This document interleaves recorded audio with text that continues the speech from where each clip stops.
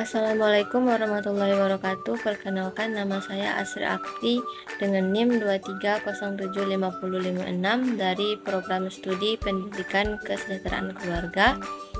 Pada video kali ini saya akan menjelaskan tentang kedudukan administrasi pendidikan dan konsep profesi pendidikan. Kedudukan administrasi pendidikan yaitu diantaranya ada definisi administrasi pendidikan itu sendiri.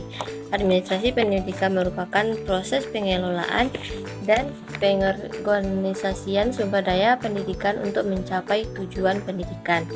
Hal ini mencakup pengelolaan kurikulum, sumber daya manusia, sarana dan prasarana, serta pengelolaan keuangan.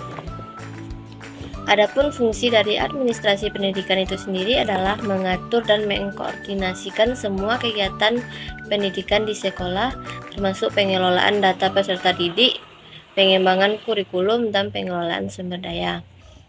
Nah, selanjutnya itu ada kedudukan supervisi pendidikan.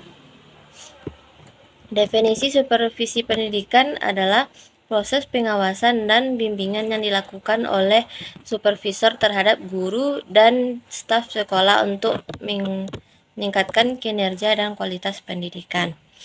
Fungsi dari supervisi pendidikan itu sendiri adalah memberikan umpan balik kepada guru dan staf sekolah, melakukan evaluasi kinerja dan memberikan bimbingan untuk meningkatkan kualitas pendidikan. Selanjutnya ada keterlibatan guru dalam administrasi dan supervisi. Keterlibatan guru dalam administrasi terutama dalam mengelola kurikulum dan pengembangan materi ajar, juga berperan dalam pengelolaan kelas dan pengawasan kegiatan belajar mengajar. Selanjutnya ada keterlibatan guru dalam supervisi. Guru juga berperan dalam supervisi pendidikan, baik sebagai objek supervisi maupun sebagai pelaksana supervisi. Mereka dapat memberikan umpan balik kepada diri sendiri dan rekan-rekan mereka untuk meningkatkan kualitas pendidikan. Selanjutnya yaitu ada profesi pendidikan atau konsep profesi pendidikan. Profesi pendidikan mengacu pada pekerjaan di bidang pendidikan yang memerlukan keahlian, keterampilan, dan dedikasi khusus.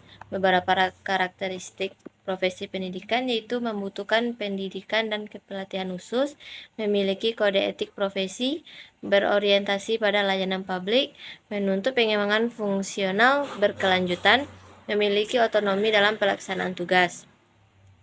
Profesi dapat diartikan sebagai suatu pekerjaan atau kedudukan atau juga disebut dengan jabatan yang menuntut keahlian yang diperoleh melalui pendidikan dan pelatihan tertentu.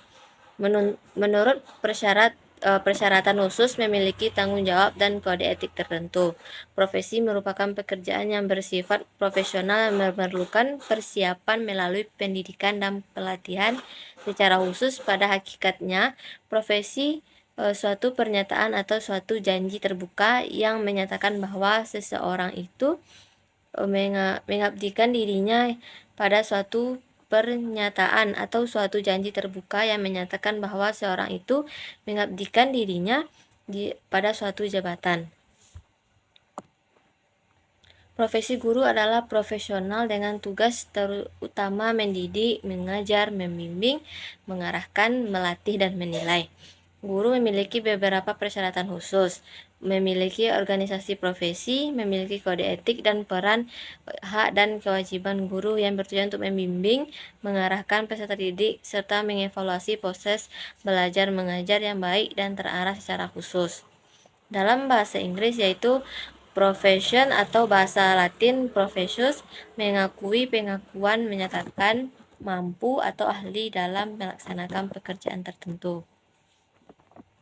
Pengetahuan merupakan fenomena yang diketahui dan disistematisasikan sedemikian rupa sehingga memiliki daya prediksi dan daya kontrol dan daya aplikasi tertentu.